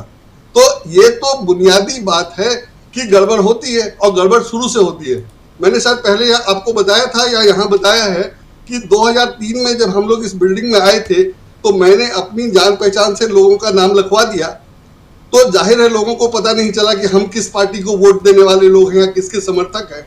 तो एक बार तो हमने वोट दे दिया क्योंकि वो अंतिम समय में नाम हुआ था, और अगले चुनाव के समय वो सारे नाम एक साथ हटा दिए गए थे। जब मैंने उसको चेक किया, फॉलो किया, तो पता चला कि BLO की रिपोर्ट थी कि वो बिल्डिंग नहीं मिली और हमारी बिल्डिंग 11 मंजिल की बिल्डिंग है और लिखा हुआ था कि सेक्टर 4 में है। तो अगर सेक्टर 4 में किसी BLO को 11 मंजिल की बिल्डिंग नहीं मिली और उसने 100 से ऊपर नाम हटा दिए थे, तो क्या चल रहा है वो हम लोग समझ सकते हैं। और ये 2006-7 की बात है, 6 या 9 की बात होगी लगभग। जी। तो ये चल तो उस समय से रहा है, और अब जब इसकी पोल खुल गई और सब कुछ है, तो चुनाव आयोग का रवैया हम लोग देख चुके हैं, जो उनका प्रेस कॉन्फ्रेंस था वो सब देख चुके हैं, उस पर बात करने की जरूरत नहीं है। नियम जो है वो ये है कि आप नाम डालने के लिए, हटाने के लिए, ट्रांसफर करने के लिए फॉर्म भर के देंगे, घोषणा करेंगे, उसमें ये लिखेंगे कि हमने पिछली जगह से हटवा दिया है, या पिछली जगह मेरा यहाँ था, या मेरा नाम पहली बार दर्ज हो रहा है, वगैरह वगैरह सब कुछ चुनाव आयोग के पास सबका रिकॉर्ड है। तो अब चुनाव आयोग जब कह रहा है कि आपके पास 2 वोटर आई कार्ड है, तो 2 फॉर्म दिखाए ना, मेरा 2 एप्लीकेशन दे, और जो कार्रवाई करनी है कर ले। लेकिन तेजस्वी के मामले में अभी तक कार्रवाई नहीं हुई है, और पवन खेड़ा को नोटिस अब दिया गया है। तो अगर किसी का नाम 2 जगह है और उसकी जानकारी में है, जैसा चुनाव आयोग कह रहा है, तो उसने 2 बार अप्लाई किया होगा। अगर वो 2 बार अप्लाई नहीं किया है तो चुनाव आयोग का केस ही नहीं बनता है, और अगर 2 बार अप्लाई किया है तो चुनाव आयोग के पास उसका कागज होगा, एप्लीकेशन होगा। वो एप्लीकेशन लो और एक्शन लो, उसमें 1 महीना क्यों लग रहा है? और तेजस्वी के मामले में 1 महीने तक क्यों नहीं कार्रवाई की गई? और जब नहीं की गई तो पवन खेड़ा के खिलाफ करने की क्या जरूरत है? तो चुनाव आयोग ऐसे काम कर रहा है, और ये पूरा सिस्टम पहले का बहुत अच्छा था, बहुत अच्छे से चल रहा था। लेकिन उसमें ये BL बूथ लेवल एजेंट कहां से आ गया और क्यों आया, किस लिए आया? वो सिर्फ इसलिए आया कि थोक में आप एंट्री करा सके। पुराना सिस्टम ये है कि एक एक आदमी अलग अलग अपना अप्लाई करेगा, एक परिवार का अप्लाई करेगा, मोहल्ले का कोई होगा तो मोहल्ले का नेता ले जाके अप्लाई करेगा। लेकिन फॉर्म में इंडिविजुअल साइन करना है। फॉर्म मैंने अभी लेटेस्ट निकाल के देख लिया, उसमें ये नहीं है कि वो बूथ BLO को देना है या BLA को देना है। आपको अपना एप्लीकेशन अकेले देना है, और ये कहा भी गया था कि उसमें लिखा ही नहीं है कि BLA के जरिए आया, तो वो कहीं दर्ज करने का है ही नहीं कि BLA या BLO के जरिए आया। वो आपका इंडिपेंडेंट एप्लीकेशन होता है। तो ये पुराना सिस्टम चला आ रहा है और उसी को चलने देना चाहिए था। लेकिन BLA का नया वो जरूरत लगाई गई है, और उसमें सुप्रीम कोर्ट ने भी कहा कि BLA सहयोग नहीं कर रहे हैं। BLA कोई पदाधिकारी नहीं है, पेड वर्कर नहीं है, पार्टी का भी नहीं होता है, लेकिन उसकी रिक्वायरमेंट बनाई जा रही है सिर्फ इसलिए कि घपला किया जा सके। अगर इंडिविजुअल एप्लीकेशन होगा तो घपला कर नहीं सकते, एक साथ थोक में नाम डाला नहीं जा सकता है। तो उसकी व्यवस्था करने के लिए BLA का प्रावधान अब घुसाया जा रहा है, या उसकी जरूरत बताई जा रही है। और जैसा था बिहार में SIR में, अगर BLA की जरूरत थी तो SIR करने से पहले बात होनी चाहिए थी। नहीं, तो BLA की SIR बात नहीं, यहाँ BLA नहीं, थोड़ा सा कंफ्यूजन है।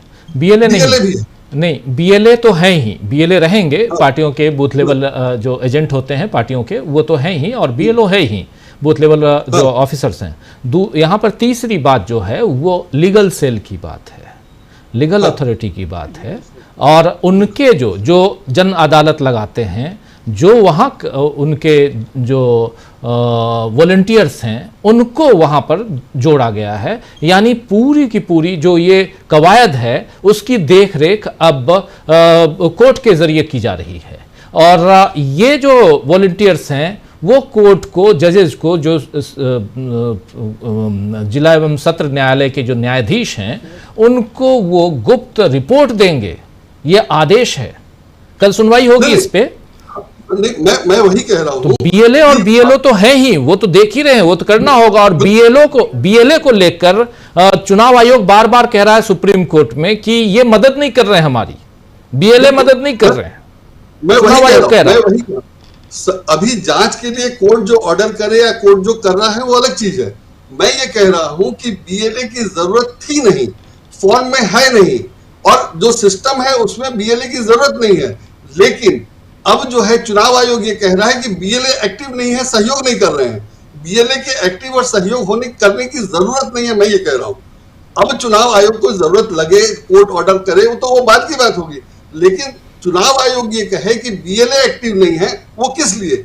जब इंडिविजुअल मेरा फॉर्म खुद मुझे भर के देना है और मैं दे रहा हूं, और चुनाव आयोग, सब लोग अपेक्षा करते हैं कि इतना समय हो कि लोग अपना अलग अलग अप्लाई कर सके। पुराने सिस्टम में ये था, अब तो ऑनलाइन कॉपरेटिवली बहुत आसान हो गया है कि एक आदमी बैठे कंप्यूटर पे सबका अप्लाई कर दे, लेकिन वही है वो पकड़ा जा सकेगा IP एड्रेस से। तो वो सब करने से बचने के लिए और गलत करने की संभावना या गुंजाइश बनाने के लिए ये सब किया जा रहा है कि आप BLA BLO या किसी को दे दीजिए जो कर देगा, और BLA ये रिपोर्ट कर देगा कि 11 मंजिल की बिल्डिंग नहीं मिली इसलिए हमने हटा दिया, या हमारे पास दे गए थे हमने डाल दिया। दोनों बीएलए कर सकता है। अगर बीएलए या बीएलओ कर सकता है कि हमारे पास ये एप्लीकेशन आए, हमने डाल दिया, फॉर्म तो जी खो गया, फॉर्म तो जी खो गया, हमारे पास नहीं है। तो कायदा तो यही था ना कि फॉर्म जो भर के आएगा वो आपके पास रखना है, और अगर आप नहीं रखते हैं तो आगे से रखिए, लेकिन वो सब नहीं करना है। आप सिर्फ उम्मीदवार को या मैंने क्या बोलते हैं वोटर को नोटिस देंगे कि आप बताओ, आप शपथ पर दो, सब आप करो। जबकि अगर मैंने 2 बार या किसी के पास भी 2 आई कार्ड है, 2 बार अप्लाई किया तभी वो दोषी है। अगर उसने 2 बार अप्लाई नहीं किया तो वो दोषी नहीं है। और अगर उसने ये लिख दिया है कि मेरा पिछला नाम काट दिया जाए, मैं पहले वहां वोटर था, तो भी वो दोषी नहीं है 2 जगह नाम होने के लिए। लेकिन और ये सब जांच चुनाव आयोग को करना है, उसमें वोटर का कोई मतलब नहीं है, लेकिन सब कुछ लटकाया हुआ है। और बाकी लोगों का छोड़िए, तेजस्वी की जांच 1 महीने से ज्यादा हो गई, नहीं हुई है, और पवन खेड़ा को नोटिस दिया जाए। तो ये पूरी लाइन ही बदल दी गई है, और पूरा इंतजाम ये किया जा रहा है कि जैसे चाहे, जिसको चाहे उसका नाम दर्ज कर ले, और ये सिस्टम चलता रहे। और सिस्टम में जो खराबी है, माने जो अच्छाई थी उसको खत्म कर दिया गया और खराबी इंट्रोड्यूस की जा रही है। और वो है कि चुनाव आयोग का जिसका काम नहीं है कि नागरिकता जांचे, उसको नागरिकता जांचने के काम में लगा दिया गया, और चुनाव आयोग कह रहा है कि ये मेरा अधिकार है। तो ये सारी गड़बड़ियां जानबूझ के की जा रही है ताकि एक सिस्टम को सपोर्ट किया जा सके। मैं नहीं कह रहा हूं कि एक पार्टी को सपोर्ट किया जा सके, एक सिस्टम को या एक विचारधारा को सपोर्ट किया जा सके जो किसी तरह चुनाव जीतने में विश्वास करता है। वो तो पार्टी ही है संजय जी, पार्टी ही है। उस विचारधारा को बढ़ा के आप उसको कितना भी खुल के बोलिए कि उस विचारधारा की, जी, उस विचारधारा की पार्टी का नाम बीजेपी है, भारतीय जनता पार्टी है, और उसके समर्थक हैं। जहाँ पे भारतीय जनता पार्टी नहीं, उसके समर्थक हैं, वो उनके लिए भी वही होता है। चाहे वहाँ अगर बिहार की बात की जाए तो भारतीय जनता पार्टी के बराबर पैरेलली अगर कोई दिखाई देता है आज की तारीख में तो वो नीतीश बाबू हैं। भाई हम भाजपा को क्यों बोलें, नीतीश कुमार को ही बोलेंगे, क्योंकि नीतीश कुमार मुख्यमंत्री हैं, पूरी जिम्मेदारी उनकी है, जो कुछ कर रहे हैं उनके कलमों से हो रहा है। तो इसीलिए तो ज़रा आना चाहता हूँ प्रफुल्ल जी आपके पास, आपसे भी ज़रा समझना चाहता हूँ कि क्या इस राजनीति में परिवर्तन आप देख रहे हैं? पहले तो मैं सभी को नमस्कार करूं और यह स्मरण करूं कि अभी एससीओ की बैठक में विक्ट्री पैरेड हुए सप्ताह भी नहीं बीते हैं और जापान में प्राइम मिनिस्टर की गद्दी हिल गई। तो इसका एक बहुत ही अस्थिरता और अनिश्चय का संकेत तो राजनीति में आ ही रहा। इसके साथ ही साथ मैं आपको सर याद दिलाऊं कि तमाम चर्चा तो हो ही रही है कि 19 जुलाई 1969 को बैंकों का राष्ट्रीयकरण हुआ था, और उसके बाद देश में पूरी अफरा तफरी मच गई थी और राष्ट्रपति का चुनाव होना था। हालांकि कैटेगोरिकल थोड़ा कॉन्टेक्स्ट डिफरेंट है, लेकिन राष्ट्रपति का चुनाव होना था। नीलम संजीव रेड्डी ऑफिशियल कैंडिडेट थे, लेकिन इंदिरा गांधी जी का काफी विरोध हो रहा था क्योंकि उन्होंने बैंकों का राष्ट्रीयकरण किया था, कांग्रेस के भीतर भी। और आत्मा की आवाज पर जो विवेक मत दिया गया तो नीलम संजीव रेड्डी हार गए और बीबी गिरी जीत गए थे। आज फिर वही आत्मा की आवाज और विवेक मत की पुकार हमारे वी सुदर्शन रेड्डी दे रहे हैं, और ये एक ऐतिहासिक घड़ी है क्योंकि राहुल गांधी ने जिस सामाजिक न्याय से जो वातावरण बनाया है, वो लोगों को लग रहा है कि वह वातावरण वही है जो राष्ट्रीयकरण वाला वातावरण है। ये वही वातावरण है जिसमें प्रिवी पर्स खत्म हुआ था, यानी कि विशेषाधिकार खत्म हुआ था, संविधान के 291 और 362 की धारा को हटाने का काम हुआ था, 26वां संशोधन हुआ था, और इसके लिए राष्ट्रपति की भूमिका थी। अभी जिस ढंग से राष्ट्रपति का चुनाव सामने है, मुझे पूरा यकीन है कि इस आत्मा की आवाज को राजनीतिक आवाज दबा नहीं पाएगी, और इसके संकेत काफी साफ साफ दिख रहे हैं। कोरम पूरा होने का न होने का संकेत मिल गया था, इसीलिए वह डिनर कैंसिल हो गया। मल्लिकार्जुन खड़गे जी जो डिनर दे रहे हैं वो एक औपचारिकता है, वो भी कैंसिल कर दी है। अभी खबर आ रही है वो भी कैंसिल है। जी, तो वो जो दे रहे थे वो भी एक औपचारिकता थी और वो भी कैंसिल हो गया है क्योंकि दोनों का अपना अपना पर्पस जो था वो हो गया है। अपने अपने कारणों से विपक्ष के जो कैंडिडेट हैं रेड्डी साहब, जस्टिस रेड्डी, और इनको जितना कुछ भला बुरा कहा गया उसके लिए भी ऐसा माहौल बन रहा है। मुझे यकीन है कि ये निकल ले जाएंगे चुनाव को। देखिए सर, मैं ये कह रहा हूं कि फॉर्म 7 की चर्चा बार बार हो रही है। इलेक्शन कमीशन के नाम हटाने में एक पैटर्न दिख रहा है, और पैटर्न ये दिख रहा है कि वे आरजेडी के साथ साथ कांग्रेस के साथ साथ नीतीश कुमार को भी समाप्त निपटा देना चाहते हैं राजनीतिक रूप से। ये साफ साफ दिख रहा है, क्योंकि महिलाओं का वोट जिस ढंग से काटा गया, और ये माना जाता है बिहार की राजनीति में कि महिलाएं जो है सो नीतीश कुमार जी की स्पेशल कॉन्स्टिट्यूएंसी हैं, और उनको वहां पर उनका काफी समर्थन मिलता है। इसलिए उनके नाम को इस ढंग से हटाना, मैंने पिछले भी कहा था, कहीं शायद अपने ही चैनल पर कहा था कि देखिए जो शादी विवाह में महिलाएं चली जाती हैं, उनको इन्होंने लिख दिया कि ये जो है सो पलायन कर गई, या जिसको माइग्रेटेड कर दिया, क्योंकि उनके शादी ब्याह में चली गई, तब वो वहां पर है नहीं, तो वहां उनका नामकरण मैंने वोटर लिस्ट में नाम गया नहीं, और यहाँ नाम था नहीं। तो और जो शादी ब्याह का जो मिनिमम एज है विवाह का, उसके साथ भी जो कई तरह के झमेले उमेले हो सकते हैं। अब बहुत सारी सामाजिक स्थितियां इसमें है, लेकिन मुझे ये लगता है कि जो ये नाम हटाने की बात कर रहे हैं, आज जितने तरह के खुलासे हुए हैं, कल जब सुप्रीम कोर्ट में इस बात की चर्चा होगी, मुझे पूरा यकीन है आप ही की तरह कि इसकी चर्चा जरूर होगी।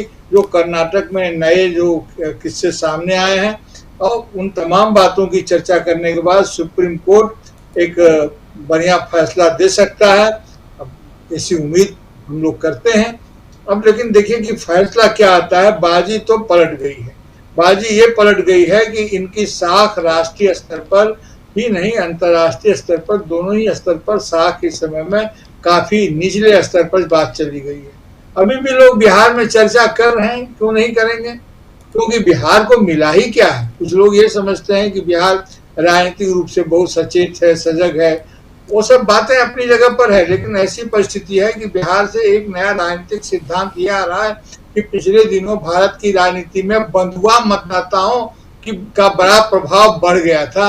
यानी कि पॉलिटिकल पार्टी और नेताओं ने कुछ मतदाताओं को अपना बंधुआ मान लिया था, और विभिन्न कारणों से उन्हें डरा धमका कर रखते थे कि तुम्हारा काम कैसे होगा, काम हम ही करवाएंगे, इसीलिए हमको हमारा हाथ मजबूत करो, हमारा हाथ मजबूत होगा अमुक जी को वोट देने से।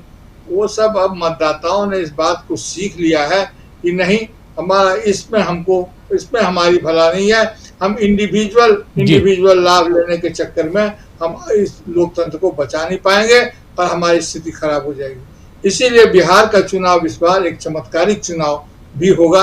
और पश्चिम बंगाल में, एक सेकंड में कहता हूँ, पश्चिम बंगाल में तो ममता बनर्जी ने बाकायदा, तृणमूल कांग्रेस ने इसको एक नागरिकों पर नहीं, इसे बंगालियों के मताधिकार पर हमला बताया है।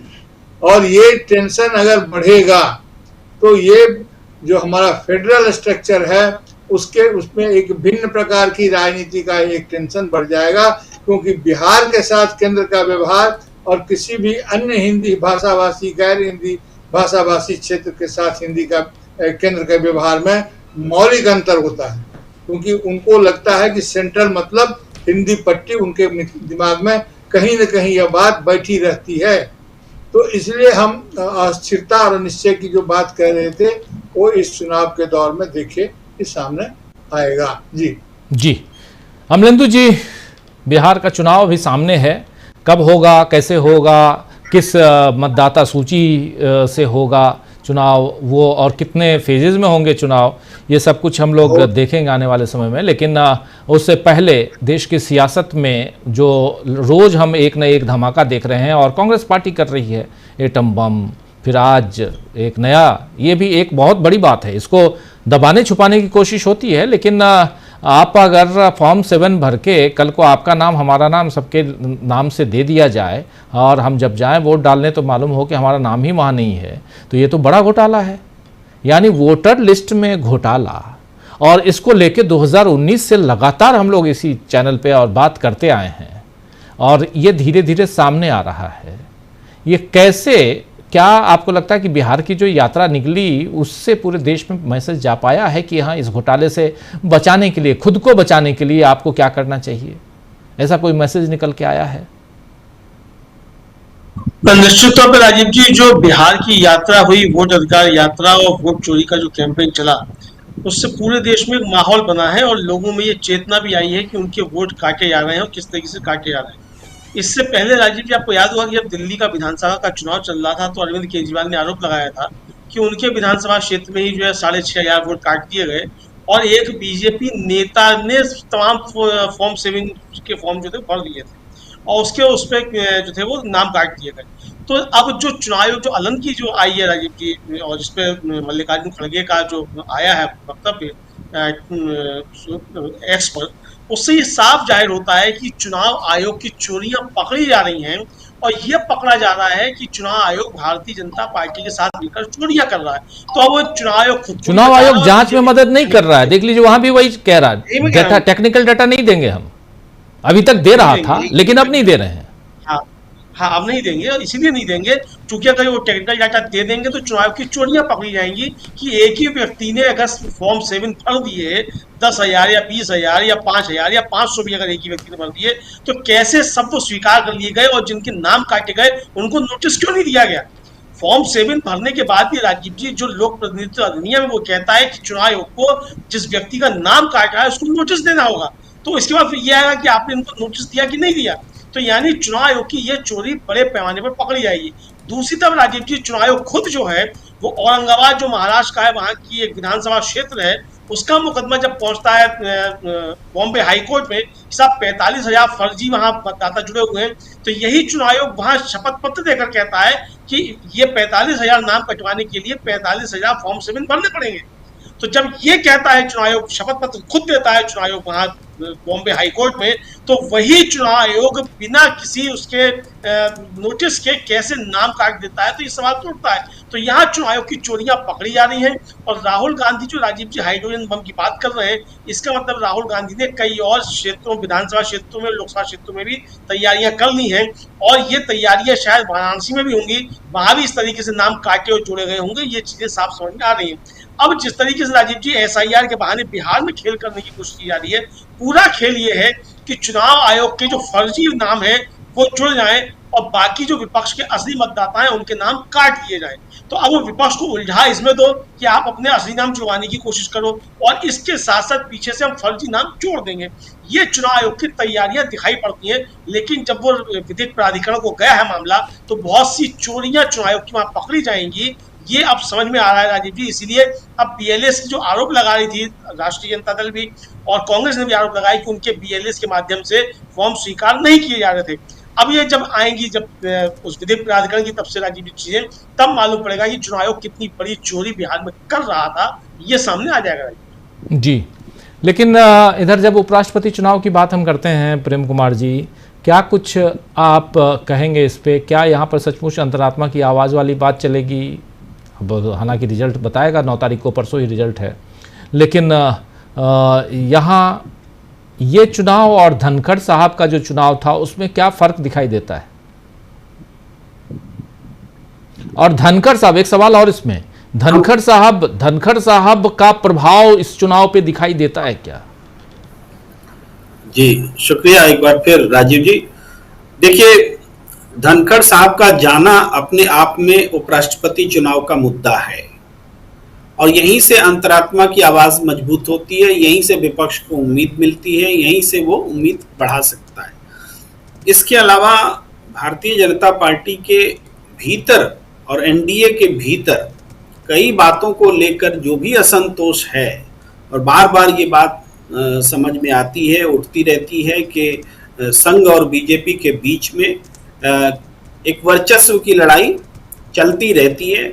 उसी में 75 साल की उम्र सीमा वाली भी बात थी जिसमें मोहन भागवत जी ने हाल में कहा, वो क्या है, उसको भी एनालाइज और पढ़ने की जरूरत है कि क्या वो वास्तव में दोनों के बीच कॉम्प्रोमाइज है या कि इस मुद्दे को आगे बढ़ाने का काम है। ये चीज दिखती है। नितिन गडकरी जैसे लोग भी हैं जिनसे ये सारी संभावनाएं तब दिखती हैं जब उपराष्ट्रपति जैसे चुनाव होते हैं जहां व्हिप जारी नहीं होता है और अंतरात्मा की आवाज पर फैसला आने की उम्मीद रहती है। तो इसी में जैसे हाल में अमित शाह ने जो एक दिन पहले समाजवादी पार्टी के सांसद को फोन किया तो उसको भी वोट मांगने की प्रक्रिया ही मानी गई। तो ये चीजें, इन चीजों को दो तरीके से देख सकते हैं। एक तो ये कि कोई छिद्र बाकी नहीं रखना और अपोजिशन को भी लपेटे में लेना, आकर्षित करना, और दूसरा ये कि हार का डर भी है, ये हार का डर भी बताता है। तो ऐसे समय में जबकि स्पष्ट बहुमत दिखता है उपराष्ट्रपति चुनाव में, तब भी अगर ऐसी बातें हो रही हैं तो ये हार का डर ज्यादा नजर आता है। तो लेकिन राजनीतिक मैनेजमेंट को लेकर के जो बीजेपी की खासियत तब तक दिखती रही है, और यह खासियत इन्वर्टेड कॉमा में इसलिए है क्योंकि इसमें धन का भी उपयोग होता है। कई आपने देखा राज्यसभा के सदस्यों को लगातार इस्तीफा दिलवाया गया था। एक दौर था कि किसी तरह से राज्यसभा में हम 100 का स्कोर पूरा करें और एनडीए लेकर के बहुमत लाएं, और उसमें बीजेपी कामयाब रही। तो उस प्रबंधन शैली के कारण हमेशा लोगों को लगता है कि मैनेज तो बीजेपी कर लेगी उपराष्ट्रपति चुनाव। मगर जिस तरह से अपोजिशन में खड़े सुदर्शन जी ने जो अपील की है कि और विश्वास जताया कि हम जीत सकते हैं, तो इसको देख करके एक बात जगती है कि क्या वास्तव में अंतरात्मा जागेगी एक ऐसे समय में जबकि कई पृष्ठभूमि इसकी मौजूद है, चाहे सीज फायर का सवाल हो, चाहे डोनाल्ड ट्रंप के साथ रिश्ते का सवाल हो, चाहे अंदरूनी राजनीति में एसआईआर का सवाल हो। ये बहुत सारी चीजें हैं जो आज की सत्ता के खिलाफ मजबूत वैचारिक मतभेद को सामने लाते हैं। इन वैचारिक मतभेदों को सामने रख करके अगर एनडीए में चल रहा मंथन, अगर बीजेपी और संघ के बीच में चल रहा मंथन एक परिणाम देने की स्थिति में आए, तो यह निश्चित रूप से इस राजनीति में करिश्मा के तौर पर देखा जाएगा। लेकिन यह करिश्मा संभव है, ये मैं कह सकता हूं, लेकिन संभव है फिर भी वो करिश्मा होगा, ये बात भी हमें साथ साथ कहना जरूरी लगता है। जी जी जी जी प्रशांत जी, कैसे देखा जाए जब लोकसभा ये उपराष्ट्रपति का चुनाव है, धनखड़ साहब को याद तो करना चाहिए। जी, धनखड़ साहब तो चौटाला के फार्म हाउस में चले गए हैं, और चौटाला साहब ने ये कहा था कि धनखड़ जी का इस्तीफा नरेंद्र मोदी और अमित शाह की साजिश है। तो धनखड़ जी अपने कैंप में है वापस। देखिए, डेमोक्रेसी में केवल नंबर सब कुछ नहीं होता है। अगर सब कुछ नंबर ही होता तो इलेक्शन के बाद अपोजिशन पार्टी को ये कह दिया जाता है कि भाई जनता ने सरकार बना ली है, अब आप लोग घर जाइए, अगले 5 साल बाद मुलाकात होगी। लेकिन दुनिया भर के लोकतंत्र में कंटिन्यूअस अपोजिशन का कॉन्सेप्ट है कि हमेशा अपोजिशन चाहिए। पार्लियामेंट में उसको संवैधानिक पद दिया जाता है। तो उपराष्ट्रपति के चुनाव में भी ये सिद्धांत लागू होता है। अब आप देखिए कि 2 कैंडिडेट हैं मैदान में, राधाकृष्णन जी हैं, जस्टिस सुदर्शन रेड्डी साहब हैं। जस्टिस रेड्डी को हम लोग वीडियो में देखा, उनकी टेलीविजन इंटरव्यूज देखे, रिपोर्टर से बात करते हुए देखा, प्रेस कॉन्फ्रेंस देखी, वो नेताओं से मिल रहे हैं, वो बात देखी। मतलब अब हमको ये अंदाज है कि जस्टिस सुदर्शन रेड्डी का भारत के लोकतंत्र के लिए, संसद के प्रति, संविधान के प्रति, संविधान को चुनौतियों के प्रति, सामाजिक न्याय के प्रति उनका नजरिया क्या है। भारत में नंबर 2 के प्रोटोकॉल के पे जो व्यक्ति कैंडिडेट है, उसके बारे में कमोबेश हम सब वो जानते हैं जो हमको जानना चाहिए। तो उनका पिछला रिकॉर्ड क्या रहा है, जज रहे हैं, वो सब बातें। हमारे दर्शक क्या दावे से ये कह सकते हैं कि राधाकृष्णन जी के बारे में भी वो सब जानते हैं? उनका ऐसा कुछ कि कहीं कोई साक्षात्कार नहीं है, कहीं उन्होंने अपने आप को इंट्रोड्यूस नहीं किया है, कहीं उन्होंने कोई वीडियो मैसेज नहीं दिया है, देश की जनता को वो मुखातिब नहीं है कि उनका देश के लोकतंत्र, संविधान, संसद की प्रक्रिया, इन सब को लेकर नजरिया क्या है, हम जानते ही नहीं है। क्योंकि उनके पास नंबर है इसलिए वो इसको आवश्यक भी नहीं मान रहे।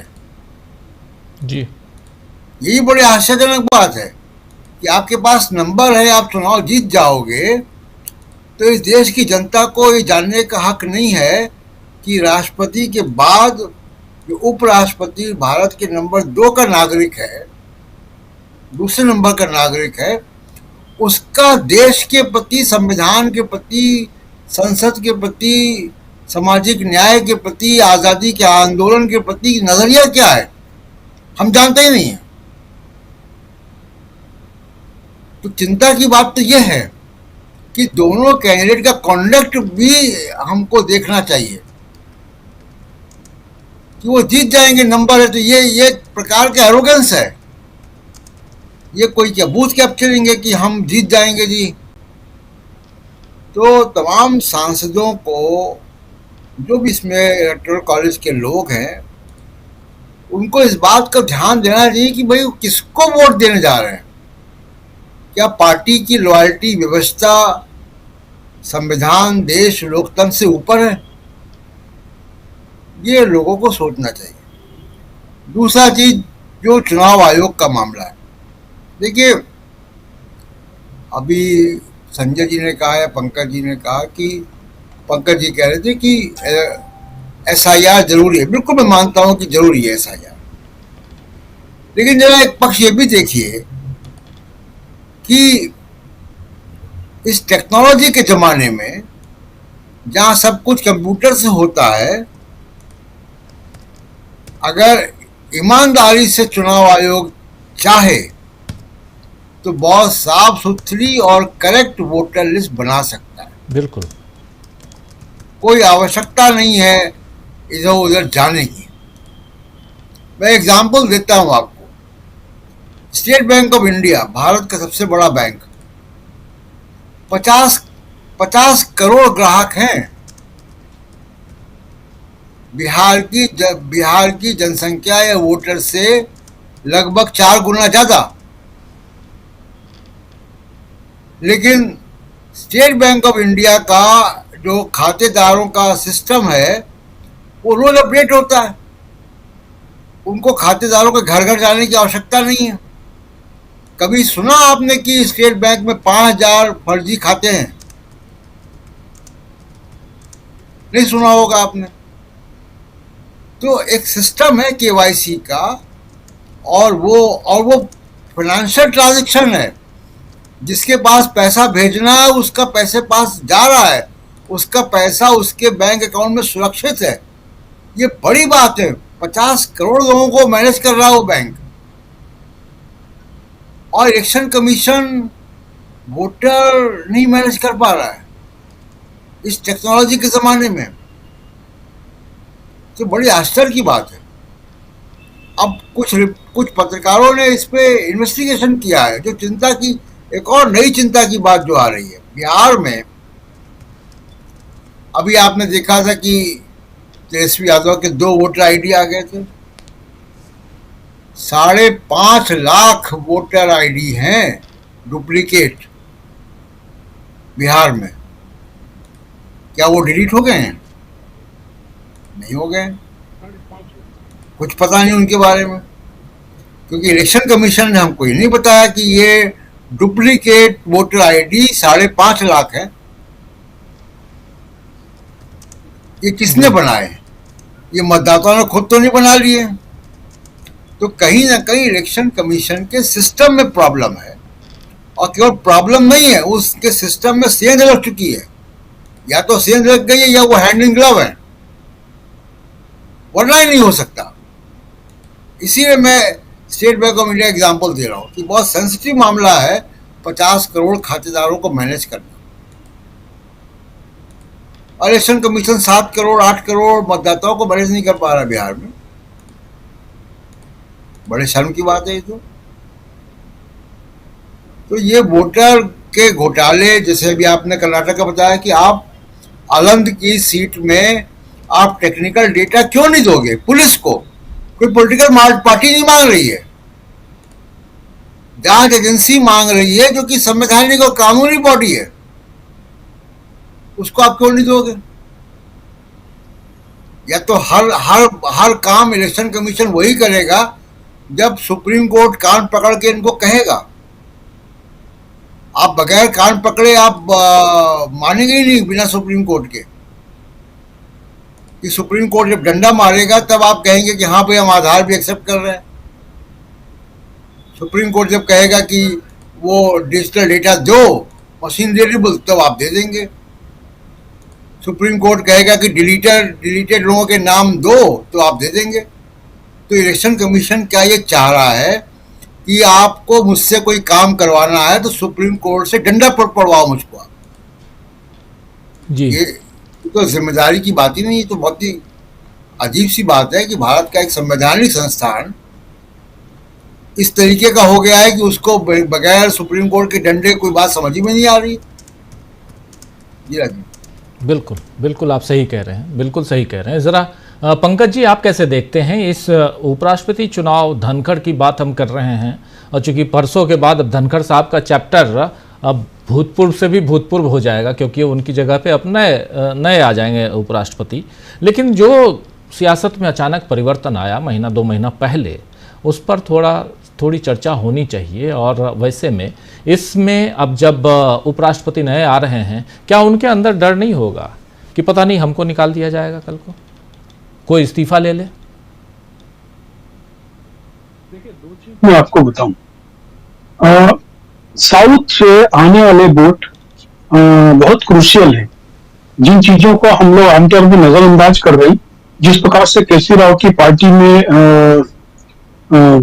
बीआरएस में कविता को पार्टी से निकाला गया, वो एक ऐसा फैक्टर है जो कुछ वोटों को प्रभावित कर सकता है। दूसरा, जैसी चर्चा में बहुत सारा है, साउथ के अखबारों में इस बारे में बहुत लिखा गया कि रेवंत रेड्डी इन दिनों केवल एक ही काम में लगे थे, वो था खासतौर में उनका तेलुगु देशम पार्टी के सांसदों को मिलना और उनको तेलुगु बिड्डा यानी तेलुगु भाई, तेलुगु अस्मिता के बारे में जागृत करना।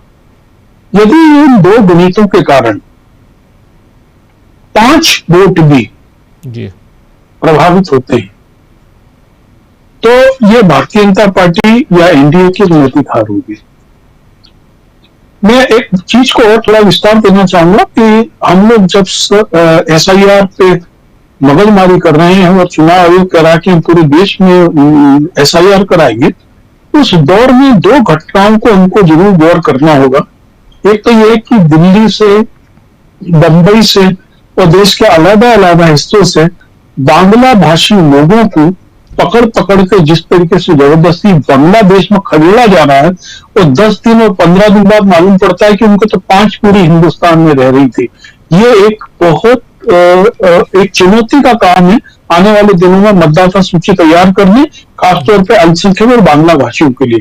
दूसरी चीज ये है कि हम जिस चीज को अभी एक और नजरअंदाज कर रहे हैं वो है असम के साथ में नॉर्थ ईस्ट का एक बड़ा हिस्सा, जहां पर बांग्ला 1971 असम जो 1971 के पहले के लोगों को लेकर जो असम समझौता हुआ था, असम समझौता में बहुत स्पष्ट कहा गया था कि 1971 से पहले से आए हुए जो भी बांग्लादेश में, उन सबको विदेशी घोषित करके वापस किया जाएगा।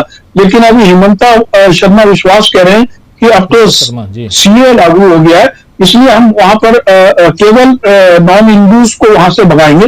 इसको लेकर पूरे असम में का कह रहे हैं, वहां पर का के खिलाफ आंदोलन खड़ा हो गया है। और वो एक ऐसा मसला है कि फिर से वो जो मोदी जी ने एक सुर्री छोड़ी थी डेमोग्राफिकल चेंज वाली, उसको लेकर असम और नॉर्थ ईस्ट के राज्यों का नजरिया बिल्कुल अलग हो रहा है।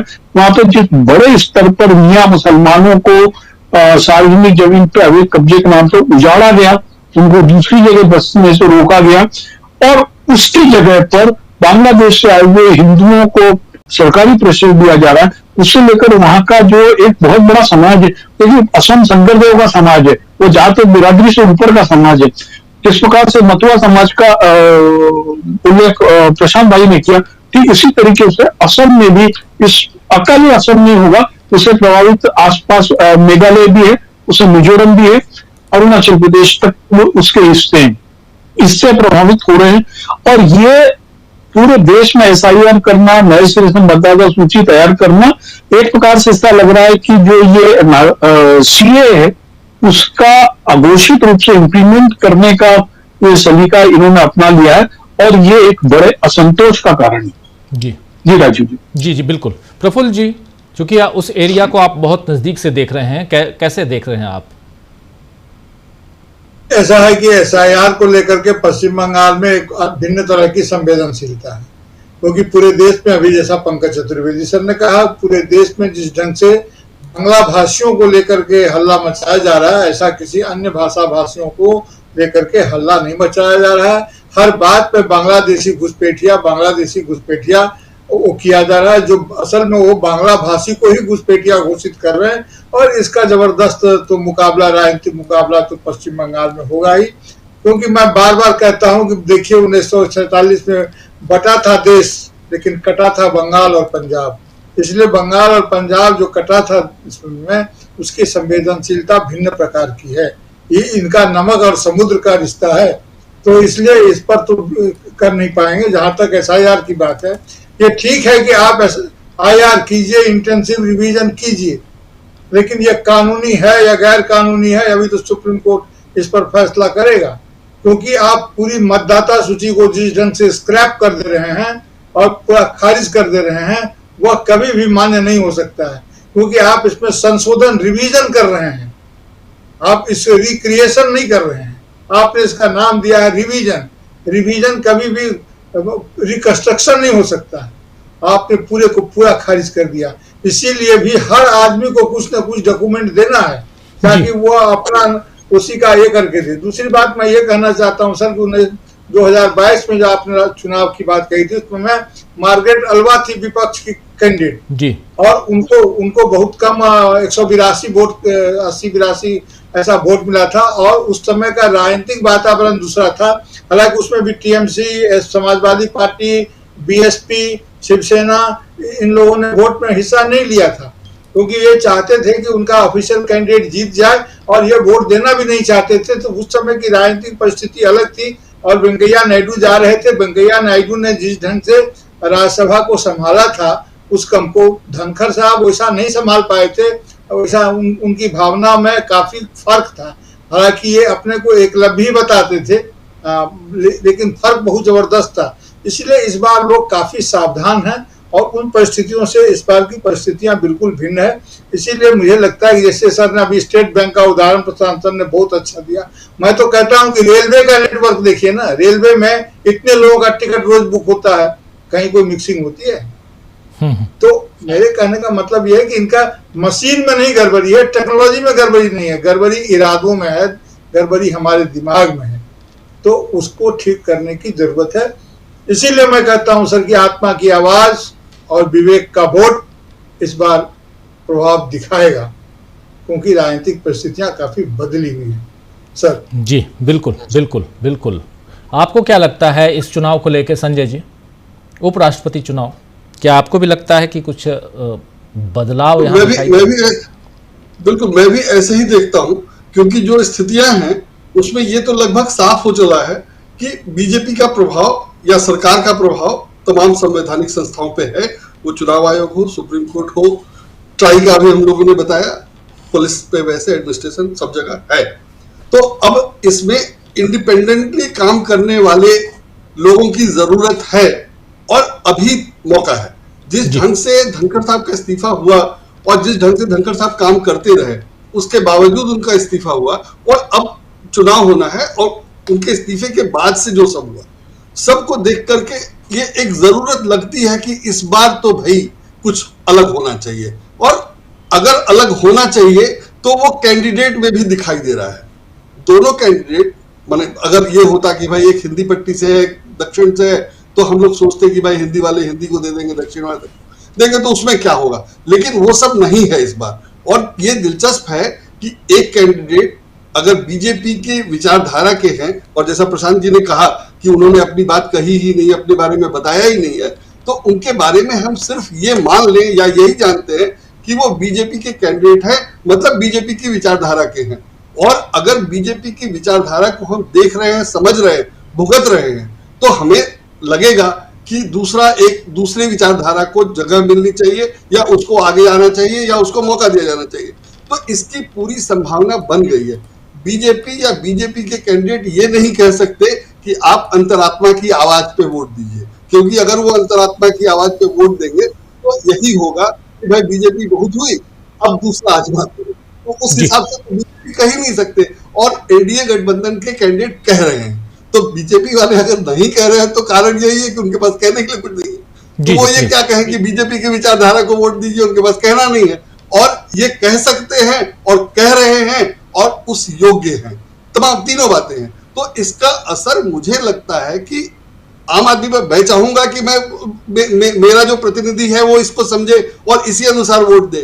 तो ये सांसदों पे या जो भी वोट देने वाले हैं उपराष्ट्रपति चुनाव के लिए, उनकी ये बहुत बड़ी जिम्मेदारी है कि वो देश की भावनाओं को समझें और उसके अनुसार वोट दें। और स्थितियां ऐसी हैं कि इस देश की भावना को समझकर अगर वोट दें तो कुछ बदल सकता है, और देने की जरूरत है या देने का फायदा है। तो मुझे लगता है कि स्थितियां ऐसी हैं कि ये सब होगा और अंतरात्मा की आवाज पे लोग वोट देंगे तो कुछ बदल सकता है या कुछ नया हो सकता है। जी, तो बहुत शुक्रिया संजय जी, बहुत शुक्रिया संजय जी आपका, बहुत शुक्रिया प्रशांत जी, बहुत शुक्रिया पंकज जी, प्रफुल्ल जी, अमलेंदु उपाध्याय।